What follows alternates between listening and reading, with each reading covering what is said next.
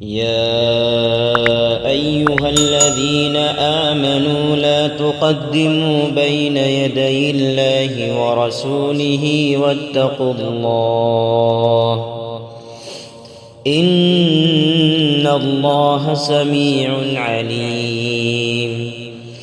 يا أيها الذين آمنوا لا ترفعوا أصواتكم فوق صوت النبي ولا تجهروا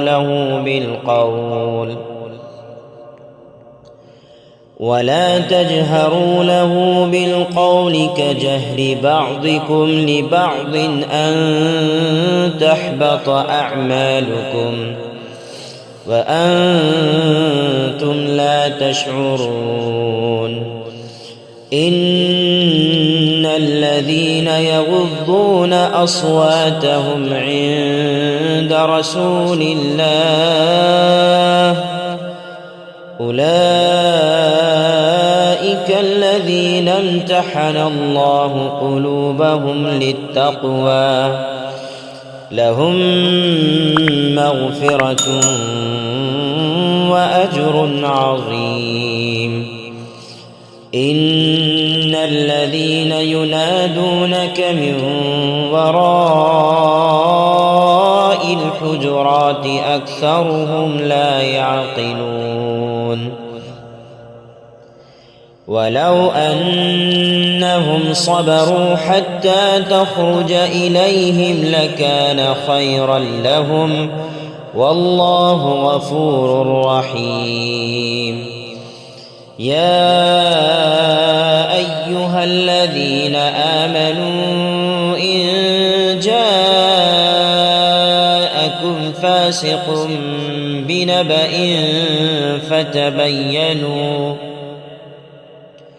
فتبينوا أن تصيبوا قوما بجهالة فتصبحوا على ما فعلتم نادمين. واعلموا أن فيكم رسول الله لو يطيعكم في كثير من الأمر لعنتم ولكن الله حبب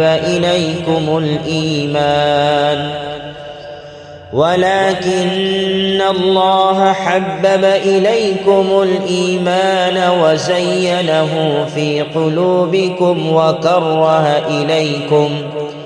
وكره إليكم الكفر والفسوق والعصيان أولئك هم الراشدون فضلا من الله ونعمه والله عليم حكيم. وإن طائفتان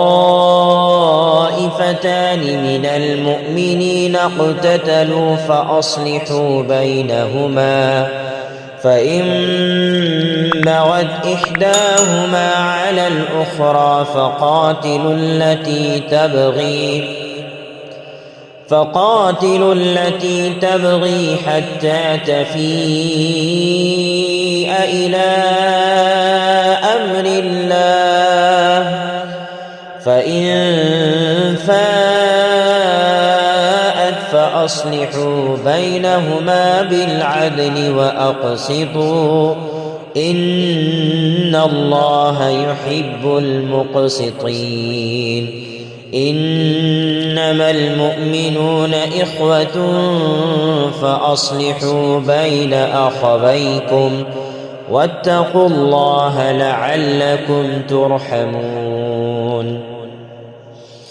يا أيها الذين آمنوا لا يسخر قوم من قوم عسى أن يكونوا خيرا منهم ولا نساء من نساء عسى أن يكن خيرا منهن ولا تلمزوا أنفسكم ولا تنابزوا بالألقاب بئس الاسم الفسوق بعد الإيمان ومن لم يتب فأولئك هم الظالمون. يا أيها الذين آمنوا اجتنبوا كثيرا من الظن إن بعض الظن إثم ولا تجسسوا ولا يغتب بعضكم بعضا أيحب أحدكم أن يأكل لحم أخيه ميتا فكرهتموه واتقوا الله إن الله تواب رحيم. يا أيها الناس إنا خلقناكم من ذكر وأنثى وجعلناكم شعوبا وقبائل لتعارفوا إن أكرمكم عند الله أتقاكم إن الله عليم خبير.